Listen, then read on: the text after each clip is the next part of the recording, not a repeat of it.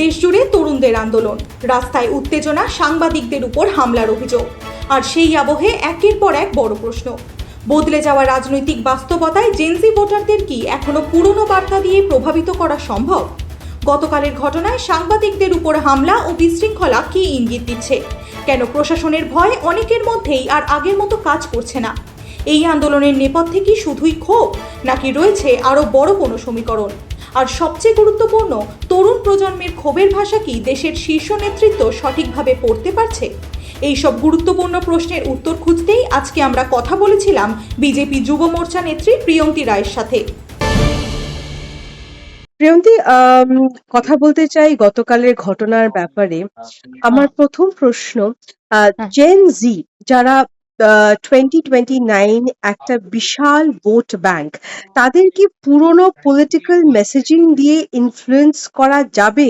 তাদের চিন্তা, বক্তব্য, মানসিকতা সম্পূর্ণ আলাদা, কিন্তু গত এক সপ্তাহ বিজেপির বর্ষীয়ান নেতারা রেসপন্স এখনো আগের স্টাইলে দিচ্ছে। তারা ঠিক এই জেনজির যে মুভমেন্টটা চলছে, সেই মুভমেন্টের সাথে কোনো একটা মিল দেখতে পাচ্ছি না আমরা, একটা একটা ইয়নিং গ্যাপ দেখতে পাচ্ছি। এটার ব্যাপারে তুমি কি বলবে? প্রথম কথা হচ্ছে যে আজকালকার দিনে যে জেনজি সমাজ রয়েছে হুম, তারা অনেক বেশি এগিয়ে, হুম, শিক্ষায়, তাদের চিন্তা ভাবনায়, হুম, ডিজিটালি সমস্ত ভাবে তারা তো এগিয়ে। হুম, সুতরাং তারা এখন যে কর্মকাণ্ডগুলো চলছে সেটার সাথে জেনজিদের কোনো সম্পর্ক নেই, হুম, যুব সমাজের কোনো সম্পর্ক নেই। হুম, কারণ যুব সমাজ তারা শিক্ষা, পড়াশোনা, তাদের কর্মজীবন, কেরিয়ার এসব নিয়ে চিন্তিত। বর্তমানে দিল্লি থেকে কলকাতায় যারা এই বিচ্ছিন্নতাবাদী আন্দোলন করছে, নিটকে কেন্দ্র করে যারা দেশের মধ্যে অরাজকতা সৃষ্টি করছে, সাংবাদিকদের উপর নিগ্রহ করছে, সাধারণ মানুষকে হেনস্থা করছে, পুলিশ প্রশাসনের উপরে তারা যে ধরনের অত্যাচার চালাচ্ছে বিগত এক সপ্তাহ ধরে, তার থেকে পরিষ্কার হয়ে গেছে এরা কেউ জেনজি বা দেশের যুব সমাজ বা দেশের শিক্ষিত সভ্য যুব সমাজ নয়। তারা কোনো না কোনো ভাবে রাজনৈতিক দলের ছত্রছায়ায় থাকা কিছু বিচ্ছিন্নতাবাদী শক্তি। তারাই রাস্তায় নেমে মানুষকে প্রভাবিত করার চেষ্টা করছে, মানুষকে ভুল বার্তা দেবার চেষ্টা করছে।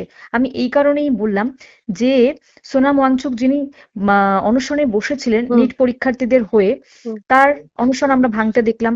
তিনি সরকার পক্ষের সাথে কথা বলে সমস্ত কিছু বুঝে নিলেন এবং বুঝিয়ে দিলেন, এবং সঠিকভাবে এটার বিচার হবে প্রধানমন্ত্রী নিজে কথা দিয়েছেন। সেক্ষেত্রে দাঁড়িয়ে তার পরবর্তীতে আজকাল মিলিয়ে যে বিভিন্ন জায়গায় যারা আন্দোলন করছে, প্রতিবাদ করছে নিটকে কেন্দ্র করে, এবং সরকার পক্ষের পদত্যাগ চাইছে তারা, তাহলে আমি বলবো তারা এই সাংবাদিকদের উপর আক্রমণ করলো কেন? হুম, তারা পুলিশ প্রশাসনের উপর আক্রমণ করলো কেন? হুম। কোথাও জানি তারা গণতন্ত্রের চতুর্থ স্তম্ভের অধিকার কেড়ে নিতে চাইছে, গণতন্ত্রকে হত্যা করবার চেষ্টা করছে, দেশের মধ্যে নোংরা অশান্তি তৈরি করবার চেষ্টা করছে, এবং বৈদেশিক শক্তির দ্বারা দেশকে পরিচালিত করতে চাইছে। এ প্রশ্ন তো করতেই হচ্ছে। আর আপনি যে প্রশ্ন করেছেন, জেনজি বা যুব সমাজের সাথে এই আন্দোলনের কোনো সম্পর্ক নেই, একদমই কোনো সম্পর্ক নেই। হুম, পুরোটাই রাজনৈতিক হুম, মদতে করবার চেষ্টা হচ্ছে, হুম। সরকার পক্ষকে বিরক্ত করা, দেশে অশান্তি পাকানোর চেষ্টা হচ্ছে। এর বাইরে আর কিচ্ছু নয়। প্রিয়ন্তী, আমরা আম, আহ, আহ, আগেও বহুবার দেখে এসেছি সাংবাদিকদের ওপরে অত্যাচার, এবং গতকালের যেটা আমরা দেখলাম সেটা হচ্ছে অ্যাবসলিউটলি নির্মম, পৈশাচিক একটা ঘটনা, যেখানে ভরা জলের বোতল থেকে শুরু করে, জুতো থেকে শুরু করে, আহ ধাক্কা ধাক্কি, এমনকি একটা সংবাদ মাধ্যমের সাংবাদিককে মোলেস্ট করা হয়েছে। এবং এটা কিন্তু হঠাৎ করেই হলো। প্রথমে নাকি মিছিলটি শান্তিপূর্ণ ভাবেই চলছিল, হঠাৎ করে এক দল গুচ্ছ লোক, ছেলে পুলে ঢুকে এসে এই পুরো ঘটনাটা ঘটালো, এবং যেখানে প্রচুর সাংবাদিক আজকে আহত, হসপিটালাইজড। আমি জানতে চাই, প্রিয়ন্তী, তোমার কাছে এই লোকগুলো কারা? যদিও আমাদের মাননীয় মুখ্যমন্ত্রী বলেছেন যে আমি চিহ্নিত করে রেখেছি, এবং আমরা কৃতজ্ঞ ওনার কাছে যে উনি সেই ব্যাপারে সঙ্গে সঙ্গে স্টেপ নিয়েছেন। উনি বলছেন যে আমি চিহ্নিত করে রেখেছি, কিন্তু আমি জানতে চাই এরা কারা প্রিয়ন্তী? এই যে এই দলটা ঢুকে এসে যে এই কাজগুলো করলো, তোমার কি মনে হয় এরা কারা? দেখো, আমি খুব পরিষ্কারভাবে বুঝতে পারছি যারা বেরিয়েছিল তারা রাজনৈতিক দলের পতাকা নিয়ে বেরোয়নি। এবং হুম, যারা বেরিয়েছিল তারা কেউই ছাত্র যুব সমাজ নয়।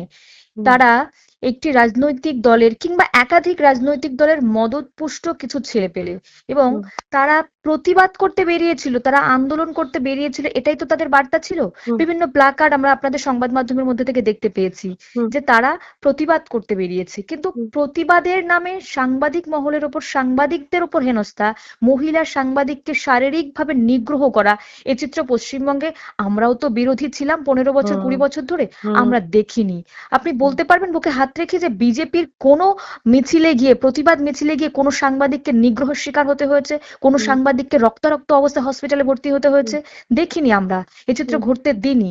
কিন্তু এখন যারা বিজেপি বিরোধী মনোভাব নিয়ে, সরকার বিরোধী মনোভাব নিয়ে রাস্তায় প্রতিবাদের নামে হুম, যে ধরনের কর্মকাণ্ডগুলো করছে, হুম, আশা করছি এই বর্তমান সরকার, জনগণের সরকার, এই জিনিসকে বরদাস্ত করবে না। ইতিমধ্যেই রাজ্যের সিএম বলে দিয়েছেন যে আইন আইনের পথে চলবে এবং গুন্ডা দমন আইনের আওতায় এনে সমস্ত দোষীকে চিহ্নিত করে সাজা দেওয়া হবে। এর থেকে আর কি চাই আমরা? আর দুঃখ প্রকাশ করছি, আপনি সাংবাদিকতার সাথে যুক্ত, আপনার মতো হুম, অসংখ্য সাংবাদিক গতকাল যারা আক্রান্ত হুম। হয়েছে, আমরা তাদের কাছে দুঃখ প্রকাশ করছি। পরবর্তীতে এই ঘটনা না ঘটে সেই বিষয়ে সচেতন থাকবে নিশ্চয়ই রাজ্য সরকার। প্রিয়তি, বিজেপি সারা ভারতবর্ষে বা যেসব রাজ্যে বিজেপি সরকার, সেখানে বিজেপি বহুদিন, আপনি ঠিক কথা বলেছেন যে অপোজিশনে ছিল, সেখান থেকে তারা মিছিল করেছে, র্যালি করেছে, কিন্তু কখনোই এরকম ধরনের বিশৃঙ্খলতা, অতি মানে নজিরবিহীন বিশৃঙ্খলতা কোনোদিনও দেখা যায়নি। সেখানে আমার একটা প্রশ্ন এটা আসে, প্রিয়ন্তী, আপনার মতন আজকে এই যে আপনি এবং আমি দেখেছি যে বঙ্গ বিজেপিতে খুব ভালো ভালো ইয়াং লোকেরা আছে, যারা ভালো কথা বলতে পারে, যারা মাস সাথে কানেক্ট করতে পারে, তাদের মাইন্ডসেটটা বুঝতে পারে, মনস্তত্ত্বটা বুঝতে পারে। আহ আমার প্রশ্ন হচ্ছে, নিশ্চয়ই দিল্লি বিজেপিতেও এরকম লোকজন আছে, আই এম শিওর। যখন বঙ্গ বিজেপিতে আপনাদের মতন এরকম লোকজন আছে, দিল্লি বিজেপিতেও এরকম লোকজন আছে। এবার একটা তো হয় যে একজনের একটা বয়স থেকে একটা মনস্তত্ত্ব বোঝা, আর আরেকটা বয়স থেকে একটা মনস্তত্ত্ব বোঝার মধ্যে ডিফারেন্স আছে। সেখানে আমি আপনাকে জিজ্ঞেস করতে চাই, বিজেপি তাদের ইয়াং কিছু লিডার্সদেরকে পাঠিয়ে, অভিজিৎ দীপকে বলুন বা তাদের লোকজন বলুন, তাদের সাথে কথা বলার কেন চেষ্টা করেনি? না, আমি প্রথমত বলবো এই প্রশ্নটা আপনি করেছেন, আপনার একটু জানা উচিত ছিল যে বিভিন্ন রকম ভাবে সেখানে আমরা আমাদের সরকার পক্ষ থেকে মন্তব্য রাখা এবং যে বিষয়ে তারা আন্দোলন করছে সেই বিষয়ে তদন্তের নির্দেশ, কমিটি গঠন হুম, এবং আইনের আওতায় এনে যারা দোষী তাদের শাস্তি প্রদান, সব বিষয়ে কিন্তু দেশের প্রধানমন্ত্রী থেকে শুরু করে সরকার পক্ষের বিভিন্ন সাংসদ, বিভিন্ন বিধায়ক, বিভিন্ন মন্ত্রীরা মন্তব্য রেখেছে, হুম, তাদের সাথে কমিউনিকেশনের চেষ্টা করেছে। হুম, আমরা দেখলাম হসপিটালে সোনাম ওয়াংচুককে স্বয়ং দেশের স্বাস্থ্যমন্ত্রী জেপি নাড্ডাজি হুম, তার অনশন হুম, ভাঙাচ্ছেন। হুম, আরো বিভিন্ন কিছু দেখেছি আমরা। হুম, হুম, আমাদের স্টেটের মুখ্যমন্ত্রী পর্যন্ত এই বিষয়ে বক্তব্য রেখেছেন। সুতরাং কোথাও তাদের সাথে যোগাযোগ করার চেষ্টা হয়নি বা তাদের পক্ষ নেয়নি এরকম কোনো বিষয় নেই। হুম, সরকার প্রথম থেকেই সচেষ্ট ছিল, কিন্তু সরকার পক্ষের একটি বার্তা ছিল কোনো রকম অশান্তি না করতে, কোনো রকম অরাজকতা সৃষ্টি না করতে। কিন্তু তার সত্ত্বেও আমরা দেখলাম রাজনৈতিকভাবে যেভাবে প্রধানমন্ত্রীর বাড়ির সামনে একদল হুম, বিরোধী দলের নেতা হুম, নেতৃত্ব দিয়ে প্রধানমন্ত্রীর বাড়ির সামনে যে আন্দোলন করলেন, যে হুম, ধরনের কর্মকাণ্ড, যে ধরনের অরাজকতার পরিবেশ সৃষ্টি করলেন, আর দিল্লিতে বিভিন্ন সাধারণ মানুষের ওপর যে আক্রমণ তারা করলো, দিল্লির যন্তর মন্তরে যেভাবে সাধারণ মানুষের দোকানপাট লুটপাট করে দেওয়া হলো, হুম, তার থেকে পরিষ্কার হয়ে গেছে যে এরা বিরোধী রাজনৈতিক শক্তি তো নয়, এরা বৈদেশিক রাজনৈতিক শক্তি হলেও হতে পারে। হুম, আর সরকার পক্ষ সচেতন, হুম, আইনের আওতায় এনে চিহ্নিত করে দিল্লি থেকে পশ্চিমবঙ্গ প্রত্যেকজন দোষীকে গুন্ডা দমন আইনের আওতায় এনে শাস্তি দেওয়া হবে। আর আপনি বলছেন জেনজিদের সাথে হুম, কানেকশনের ব্যাপার সরকারের। হুম, প্রথম কথা বলবো, সরকার যখন কোনো কর্মসংস্থান, কোনো হুম, দেশের উন্নয়নমূলক কর্মকাণ্ড নিয়ে ভাবে, হুম, তখন কিন্তু শুধু মহিলা, শুধু পুরুষ, শুধুই নির্দিষ্ট বয়সের মানুষের জন্য ভাবে না। হুম, বিভিন্ন হুম, সময় আমরা দেখেছি যে স্কিল ডেভেলপমেন্ট থেকে শুরু করে শিক্ষা ব্যবস্থার উন্নয়ন, শিক্ষা ব্যবস্থার বিভিন্ন পদক্ষেপ সবকিছু কিন্তু জেনজি কিংবা যুব সমাজের জন্যই করা হয়েছে। হুম, এ রাজ্যে যদি বলা হয় নতুন সরকার আসার পর সরকার তাদের ইস্তাহারপত্রে বারবার প্রকাশ করেছে যে যুব সমাজের জন্য কর্মসংস্থানের ব্যবস্থা, শিল্পের ব্যবস্থা এবং যুব সমাজকে বেকার অবস্থায় ভাতা দেওয়া। এই হুম, সমস্ত বিষয় মানে তাদের সহযোগিতা, হুম, অর্থনৈতিকভাবে তাদের হুম, সহযোগিতা দেওয়া। হুম, সব বিষয়ে সচেতন। সুতরাং হুম, কোনোভাবেই বিজেপি সরকার বা আমাদের সরকার যুব সমাজের সাথে ডিসকানেক্ট নয়। ভীষণভাবে কানেক্টেড এবং তাদেরকে নিয়ে সচেতন এবং তাদেরকে এগিয়ে নিয়ে যাওয়ার পরিকল্পনা ভীষণভাবে আম সতর্ক। হুম। প্রিয়তি, এই যে দিল্লিতে যে বিশাল মুভমেন্টটা হচ্ছে, আমরা যদি দেখি সেটা শুধু মুভমেন্ট নয়, ওখানে মানে খাওয়া দাওয়ার ব্যবস্থাও করা হয়েছে, ওখানে জল টল সবকিছু মানে সব ধরনের ব্যবস্থা করা হচ্ছে, এবং এটা একটা বিশাল আকারে হচ্ছে। আমার একটা প্রশ্ন মাথায় আসছে, তোমার কি মনে হয় যে এটা তো একটা ছেলে তিনটে ইয়াং যুবক মিলে করছে, কিন্তু এরা ফান্ডিং কোথা থেকে পাচ্ছে এত কিছু করার, এত খাবার দাবার, জলের বোতল, তিরপল, এই ওই প্রমোশনের, সরি সরি পোস্টারে, মানে প্রোটেস্টের সব রকম প্রমোশনাল মেটেরিয়াল। তোমার কি মনে হয় কোনো বড় দল বা কোনো অন্য কেউ এর পেছনে হাত আছে? এটা শুধুই এদের মুভমেন্ট নয়, এদের মুভমেন্টকে ফুয়েল করছে অন্য কোনো হাত? একদমই ভাবাচ্ছে। কারণ বিগত কয়েকদিন ধরে দিল্লিতে ঘটে যাওয়া এই ঘটনা বারবারই চোখ খুলে দিয়েছে যে একটি ককরোচ জনতা পার্টি সিজেপি বলে যে পার্টি হয়েছে সে তো হুম, রাজনৈতিক দল বলে ঘোষিত নয়। হুম, শুধুমাত্র সোশ্যাল মিডিয়া ডিজিটাল প্ল্যাটফর্মে তাদেরকে দেখা গেছে হুম, এবং ডিজিটাল প্ল্যাটফর্মে দেখার পরে তারা রাস্তায় বেরিয়ে যে ধরনের মুভমেন্ট করার চেষ্টা করছে বা করছে, হুম, এতে তাদের যে অর্থনৈতিক খরচের ব্যাপারগুলো রয়েছে সেগুলো কোথা থেকে আসছে? হুম, ডিজিটাল প্ল্যাটফর্মে প্রচার করা যায়, টাকা না হলেও চলে যায়। কিন্তু হুম, রাস্তায় বেরিয়ে যে আন্দোলনগুলো হয় সেগুলোতে তো একটা খরচ থাকে। হুম, তাই এই চিত্রগুলো আমাদেরকে বারবার মনে প্রশ্ন জাগাচ্ছে এই সিজেপির সাথে যুক্ত রাজনৈতিক দল কারা? কোন কোন দেশ মানে দেশের কোন কোন বড় বিরোধী নেতৃত্বের সাথে যোগাযোগ রয়েছে হুম, কিংবা বৈদেশিক কোনো শক্তি এর সাথে রয়েছে কিনা? হুম, এত ফান্ডিং, এত টাকা, এত হুম, ব্যবস্থা মানে এত ব্যবস্থা কোথা থেকে আসছে এই প্রশ্ন তো জাগছে। হুম, তো এই প্রশ্ন সাধারণ মানুষের মনে জাগছে যেমন তেমনি সরকার পক্ষের মনেও আই থিংক জাগছে। তো তদন্ত তো হবে। তারপর যারা অশান্তি পাকানোর চেষ্টা করেছে তাদের বিরুদ্ধেও কিন্তু তদন্ত হবে। আর বিশেষ কিছু হুম, বলবো না ককরোচ জনতা পার্টি বা সিজেপি হুম, এগুলো সম্বন্ধে বলবার অবকাশ নেই। কারণ পশ্চিমবঙ্গে গতকাল যে ঘটনা ঘটে গেছে হুম, তার দরুন আজ আমরা দেখতে পেলাম বিধানসভায় আহ, সরকার পক্ষের বিধায়করা তারা প্রতিবাদ জানাচ্ছেন এবং হুম, একাধিক মানে সংবাদ মাধ্যম থেকেও বলা হয়েছে তারাও প্রতিবাদে নামবেন। কিন্তু হুম, এই চিত্র আর দ্বিতীয়বার দিল্লির বুকে কি কলকাতার বুকে না ঘটুক। কোনো হুম, বৈদেশিক শক্তির মাধ্যমে, বৈদেশিক অর্থনৈতিক শক্তির মাধ্যমে হুম, কোনোটাই না ঘটা উচিত। যেভাবে দেশের প্রধানমন্ত্রী বা দেশের হুম, সরকার দেশকে এগিয়ে নিয়ে যাবার জন্য হুম, বিভিন্ন রকম পরিকল্পনা নিচ্ছে বছরের পর বছর, হুম, সাধারণ মানুষকে এগিয়ে আনার চিন্তা, শিল্প কর্মসংস্থান দিয়ে তাদেরকে নিচু স্তর থেকে তুলে আনার চেষ্টা, দেশকে বিশ্ব জগতে আবার একবার শ্রেষ্ঠ প্রমাণ করার যে মরিয়া চেষ্টা, যে হুম, মারাত্মক চেষ্টা চলছে, সেখানে হুম, কোথাও না কোথাও দাঁড়িয়ে বিরোধী অপশক্তি দেশকে অশান্ত করবার চেষ্টা করছে। এটা হুম, সাংবাদিক মহলকে সচেতন থাকতে হবে, এটা হুম, শিক্ষা জগতে থাকা ছাত্র যুব সমাজকেও সচেতন থাকতে হবে, হুম, বিভিন্ন রাজনৈতিক দলকেও সচেতন থাকতে হবে, হুম, আর গোটা দেশের সাধারণ মানুষকেও সচেতন থাকতে হবে। অপশক্তির বিরুদ্ধে বিজেপি সবসময় লড়েছে, আজও লড়ছে, ভবিষ্যতেও লড়বে। হুম। এটাই হচ্ছে বক্তব্য। প্রিয়তি, আমাদের মুখ্যমন্ত্রী, আমাদের প্রধানমন্ত্রী, সরি, আমাদের প্রধানমন্ত্রীকে সবসময় দেখা গেছে যে উনি নিজে যেরকম ভাবে উনি মাটির গন্ধ শুঁকতে পারেন, যেরকম সেরকম উনি টেকনোলজি হোক বা অ্যাডভান্সমেন্ট হোক, যেন যে কোনো প্রগতিশীল ব্যাপারের মধ্যে উনি যতটা কাজ করেছেন, অন্য কোনো প্রধানমন্ত্রীকে ততটা অ্যাক্টিভ দেখতে পাইনি। হতে পারে আমাদের প্রধানমন্ত্রী হয়তো প্রথম প্রধানমন্ত্রী যিনি নাকি সোশ্যাল মিডিয়াকে সিরিয়াসলি নিয়েছে এবং নিয়ে একটা রেভলিউশন করেছেন। আজকে এই যে পুরো দেশটা চলছে জিপেতে, পেটিএম এ, এই পুরো ব্যাপারটাই আমাদের প্রধানমন্ত্রীর জন্য হয়েছে।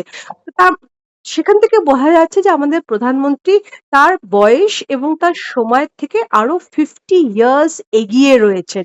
সেইখান থেকে আমার তোমাকে একটা প্রশ্ন প্রিয়ন্তী, যে র্যাডিক্যাল এই একটা ব্যাপারে যেখানে উনি সব ব্যাপারে এতটা এগিয়ে রয়েছেন, এতটা অ্যাডভান্সড রয়েছেন, কিন্তু এই ব্যাপারে আমরা ওনাকে দেখলাম না খুব একটা র্যাডিক্যাল থাকতে। সেই র্যাডিক্যাল ডিসিশনটা উনি নিতে হয়তো একটু সময় নিলেন, যদিও আলোচনা সব চলছিল, কিন্তু ওনার মুখ থেকে র্যাডিক্যাল ডিসিশনটা নিতে উনি একটু সময় নিলেন। তো এই যে র্যাডিক্যাল ডিসিশনটা নিতে সময় নিলেন, এটা তো আগামীকালে ভোট বক্সও এফেক্ট করবে বলে তোমার মনে হয়? না, একদমই নয়। এটার সাথে ভোটের কোনো সম্পর্ক নেই।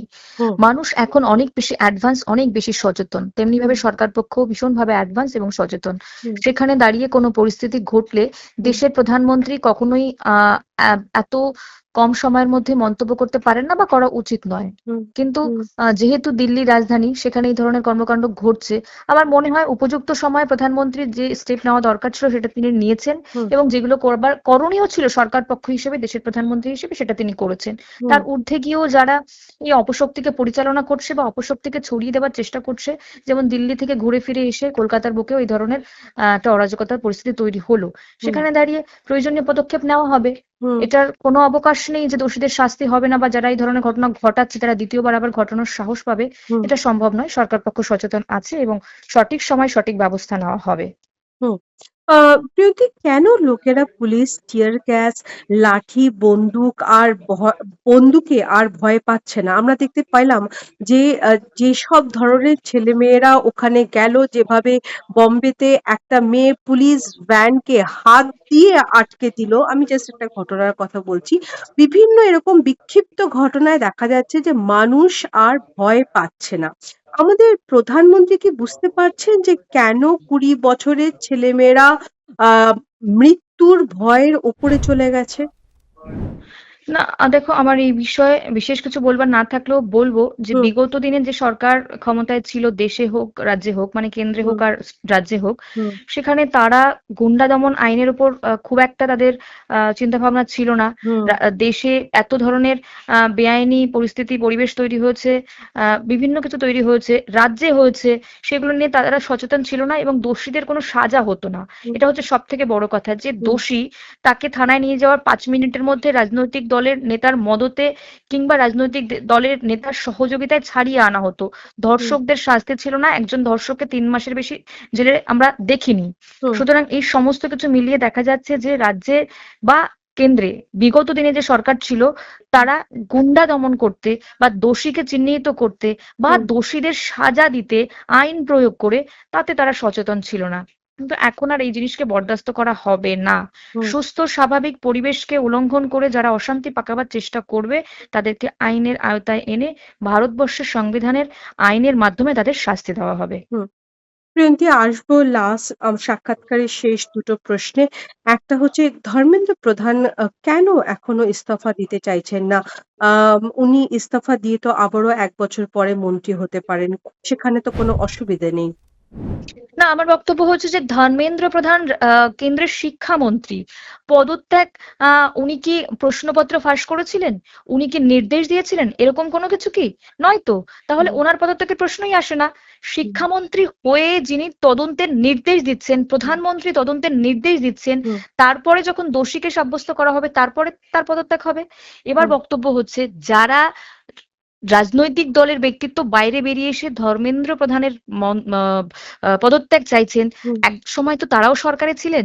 মানে হুম আমি সেই কংগ্রেসদের কথা বলছি যারা সরকারে হুম ছিলেন, হুম তাদের প্রধানমন্ত্রী থেকে শুরু করে তাদের বিভিন্ন মন্ত্রীদের বিরুদ্ধে অ্যালিগেশন হুম ছিল। কখনো হুম দেখেছেন তাদের ইস্তফা দিতে? হুম সুতরাং এই যে নিট প্রশ্নপত্র ফাঁস কাণ্ডে যারা জড়িত রয়েছে, হুম সেটা কোনো চেয়ারম্যান হতে পারে, সেটা কোনো পরিষদীয় আম হুম ব্যক্তিত্ব হতে পারে। হুম আহ তদন্ত হবে। তদন্ত হওয়ার পর যে দোষী বেরোবে, যার কারণে এই প্রশ্নপত্র ফাঁস হয়েছে, তার হুম শাস্তি হবে। সুতরাং যারা শাস্তি চাই, পদত্যাগ চাই বলে রাস্তায় বেরিয়ে প্ল্যাকার্ড নিয়ে বেরিয়ে অশান্তি পাকাবার চেষ্টা করছে, হুম মারধর করছে, নিগ্রহ করছে, হুম মানুষকে নির্যাতন করছে, হুম তাদেরকে আগে শাস্তি দেওয়া হোক। আমি মনে করি।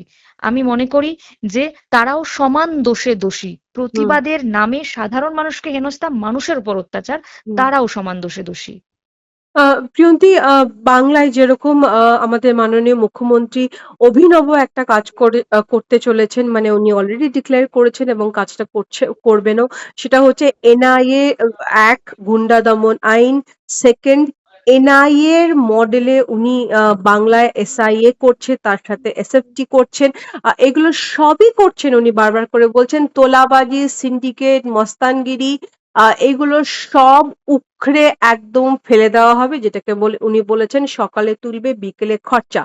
কিন্তু দিল্লিতে প্রিয়ন্তী, আমরা বারবার দেখছি বিভিন্ন রকম, সেটা কৃষকদের মুভমেন্ট হোক, আজকে সেটা নিট মুভমেন্ট হোক, সরকার টিয়ার গ্যাস আর গুলি, আর ওদের ব্যারিকেড আর ধস্তাধস্তি ছাড়া অন্য কোনোভাবেই তাদেরকে আটকাতে পারছেন না। তাহলে আমার তোমার কাছে শেষ প্রশ্ন, ভবিষ্যতে এই ধরনের মুভমেন্ট যখন আবারও হবে, তখন দিল্লি কিভাবে সামলাবে? দেখো, দিল্লি আর পশ্চিমবঙ্গের সাথে তুলনা করলে দিল্লি রাজধানী, সেখানে দাঁড়িয়ে বিভিন্ন রাজ্যের মানুষজন সেখানে আসে, এবং এই যে প্রতিবাদের নামে যে জিনিসগুলো হচ্ছে, সেখানেও তো বিভিন্ন স্টেটের মানুষজন রয়েছে। হুম, আর সেখানে আমার মনে হয় যে স্টেটের আইনের সাথে বা স্টেট পুলিশের সাথে কোনো বা বিষয় নেই। দিল্লির হুম, পুলিশ হুম, বোধহয় কেন্দ্র পুলিশের আওতায় আছে, আমি হুম, যতটুকু জানি। হুম, তো হুম, সেখানে যেগুলো ব্যবস্থা নেওয়া দরকার সরকার পক্ষ সেটাই নেবে। হুম, আই থিঙ্ক পরবর্তীতে আর এই ধরনের বিশৃঙ্খলা তৈরি না হয়, সে হুম। চেষ্টা সরকার করবে। যেতে যেতে আরেকটা প্রশ্ন, প্রিয়ন্তী, তোমাদের মতন অ্যাবসলিউটলি ইয়াং কনফিডেন্ট লিডার্সদের কাছ থেকে আমরা কি আশা করতে পারি যে নেক্সট বার যখন এরকম আবার সাংবাদিকদের ওপরে বা নিরস্ত্র লোকেদের ওপরে এরকম অত্যাচার হবে, তোমরা মাঠে নেমে একসাথে প্রোটেস্ট করবে আমাদের সাথে? মানে আমরা যদি কালকে প্রোটেস্টে বসি, আমরা কি দেখতে পাবো যে বিজেপির ইয়াং লোকেরা, তোমাদের মতন ইয়াং আত্মবিশ্বাসী স্ট্রং লিডার্সরা আমাদের পাশে দাঁড়িয়ে আছে?